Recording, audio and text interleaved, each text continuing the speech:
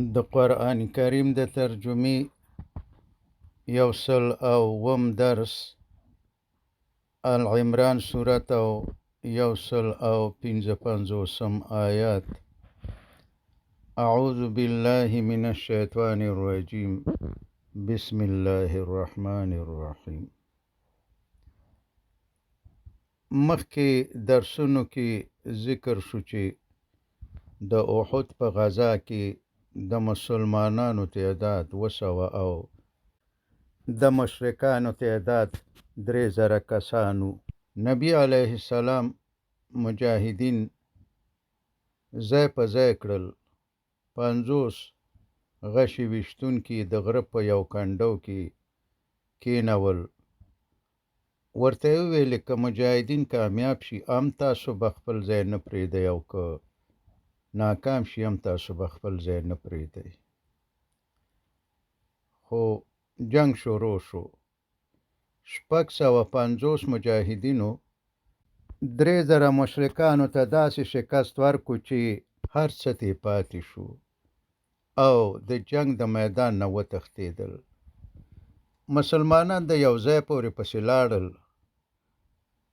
نور بیرته را وګرځېدل او د غنیمت د مالونو په ټولولو شروع وکړه. هلته د غره د کنډو نه چې 50 غشو ویشتونکو ولیدل چې مشرکانو شکست وکړو او وتښتېدل او مجاهدین د غنیمت مالونه ټولوي، نو د دوی نه هم 40 کسان د پیغمبر علیه السلام او امیر د حکم خلاف دوی مورچې پرېښودې او په خپل سر د کنډو نه راکوز شول او د نورو مجاهدینو سره د غنیمت د مال په راټولولو شروع وکړه. خالد بن ولید چې په هغې وخت کې لا مسلمان شوی نه و، د کنډو د لارې د شا د خوا نه حمله وکړه. جنگ بیا شروع شو. تښتېدلي مشرکان هم بیرته را وګرځېدل. مسلمانان په منځ کې راګیر شو او یا کسان صحابه کرام رضی الله عنهم شهیدان شول. الله تعالی فتح په شکست بدله کړه. څه مجاهدین د مدینې منورې خواته لاړل او څه د غره خواته لاړل. د محمد صلی الله علیه وسلم سره 9 یا 14 کسان پاتې وو. اوس آیات ته توجه وکړئ. الله تعالی فرمایي ان بشک الذین آغا خلق تولو چې هغوی وګرځېدل یعنی چې لاړل منکم د ستاسو نه یعنی د جنگ د میدان څخه یوم په هغې ورځ التقا چې مخامخ شو الجمعانی 2 فوزونه په احد کې. انما بشکه حقیقت دا دی چې استزلهم هغوی وښیول تیر ویستل الشیطانو شیطان ببعدوی په سبب د بعضی ما هغې عملونو کسبو چې هغوی کړي وو، یعنی چې د امیر د اجازې څخه پرته د غشو ویشتونکو د مورچو پرېښودلو. ولقد او بېشکه حقیقت دا دی چې عفا الله تعالی عفو وکړه عنهم هغوی ته. نو هیڅ څوک دا نشي ویلی چې صحابه کرام رضی الله عنهم ګناهګارانو، ځکه چې الله تعالی فرمایي ما دوی ته معافي وکړه، نو هیڅ څوک حق نه لري چې ملامتیا ور باندې واچوي. چې الله تعالی ورته عفو وکړه، نو تاسو څوک یې چې نعوذ بالله صحابه کرامو ته ګناهګاران وایي؟ ځکه چې د دوی میدان پرېښودل د منافقت نتیجه نه وه، بلکې دا یوه موقتي غلطي وه. ان الله بېشکه الله تعالی غفور بخونکی حلیم او صبر کوونکی دی.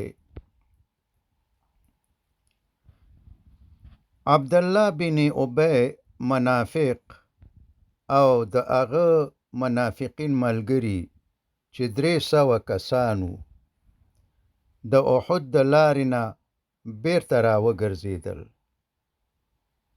یعنی غزا ته لا نړل.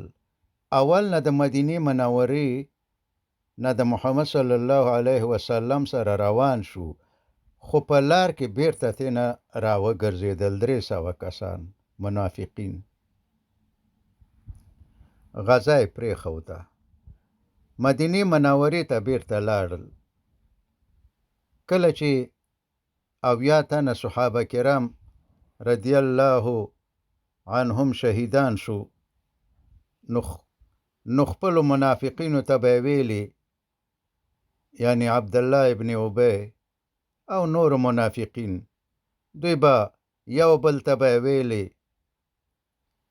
چې دا خلک یعنی صحابه کرام رضی الله عنهم که د محمد صلی الله علیه وسلم سره په سفر او جهاد، یعنی که یا ورسره سفر نه کولو او یا ورسره جهاد ته نه وتلي او زمونږ سره دلته پاتې شوي وو، نو نه به مړه کېدل او نه به وجل کېدل.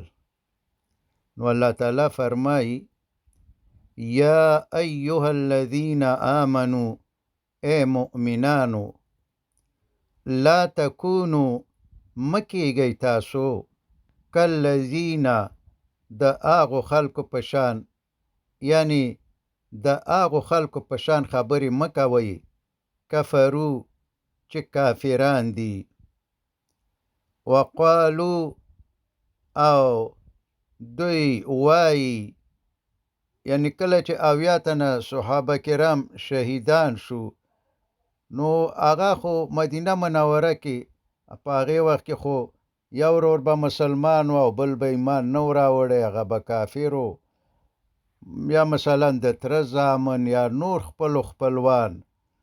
نو دوی به بیا دا خبرې کولې، هغه چې مسلمانان نه و او په دو کې منافقان هم ډېرو، نو دوی به د دې خپلو خپلوانو په باره کې ویلي، د ورونو په باره کې به یې ویلي. څنګه به یې ویلي؟ لاخوانهم، د خپلو ورونو په باره کې به یې ویلي، اذا کله چې ضربو هغوی، یعنی د دوی ورونه د الله تعالی په لار کې ضربو سفر کوي، فی الارض په ځمکه کې، او مړه شي، او یا کانو هغوی وي غزن غزا کوونکي، یعنی چې جهاد کوي او شهیدان شي، نو دوی به ویلې لو که کانو وو هغوی، کانو وو هغوی، یعنی که زمونږ ورونه وو عندنا زمونږ سره، یعنی که دلته مونږ سره په مدینه منوره کې وو او دوی جهاد ته نه وتلي، نو ما ماتو، نو نه به هغوی مړه شوي وو، وما قتلو او نه به وجل شوي وو. لیجعل، اوس الله تعالی فرمایي لیجعل، د دې دپاره چې وګرځئ الله تعالی ذالک د هغوی، ذالک دا ګمان، یعنی دا ګمان یا دا خبرې چې دوی کولې چې که دوی نه وتلي جهاد ته نو دوی به نه مړه شوي، حسرتن افسوس او ارمان، فی قلوبهم د هغوی په زړونو کې، یعنی د لو کلمه دوی به ویلې لو دا د لو کلمه چې معنا یې که چیرته، کاشکې یا ارمان، دا د لو د کلمې معناګانې دي. الله تعالی په دې کلمه منافقانو ته سزا ورکوي. مطلب دا چې په دې خبره چې که ورور مې جهاد ته نه وتلی نو مړ شوی به نه و، نو په دې خبره خو ورونه نه راژوندي کېږي، بلکې غم او افسوس یې نور هم زیاتوي. خو که په تقدیر یقین ولري نو د غم زغمل اسانه کېږي. بس وخت یې پوره شو، اجل یې راغی، ورور مې مړ شو. لیکن لو یعنی کاشکې غم ډیر زیاتوي. کاشکې چې د کوره نه ووتی، کاشکې چې ما نه و پریښی، کاشکې چې پلانکي د کور نه نه وویستلی. ټوله ورځ به افسوسونه کوي او زړه به خوري چې دا هم د عذاب یو شکل دی چې الله تعالی یې نافرمانه او منافقانو ته ورکوي. نو الله تعالی مؤمنان د دې کلمې یعنی لو یا کاشکې څخه منې کوي. باید ووایو چې حدیث شریف دی، لو یا کاشکې یا ارمان دا د منافقانو کلمه ده چې د تقدیر په مقابل کې استعمالوي. والله او الله تعالی یحیی ژوندي کول کوي، و یمیتو او مړه کول کوي. والله او الله تعالی بما په هغې اعمالو باندې تعملون چې تاسو یې کوئ بصیر لیدونکی دی. ولئن او قسم دی که چیرته قتلتم تاسو ووژل شئ فی سبیل الله د الله تعالی په لار کې، او متم یا مړه شئ د الله تعالی په لار کې، لمغفرة بېشکه بخښنه من الله د الله تعالی، ورحمة او رحمت د الله تعالی، خیر بهتر دی مما د هغې مال نه یجمعون چې دوی جمع کوي.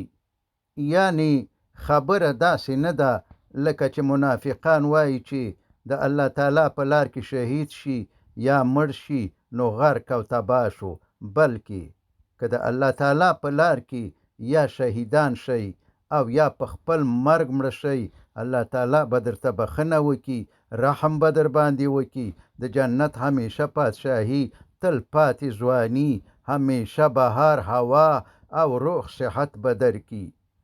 مرګ به نه وي، غم به نه وي، غریبي به نه وي، او د ټولو نه لوی نعمت خپل دیدار به در نصیب کړي.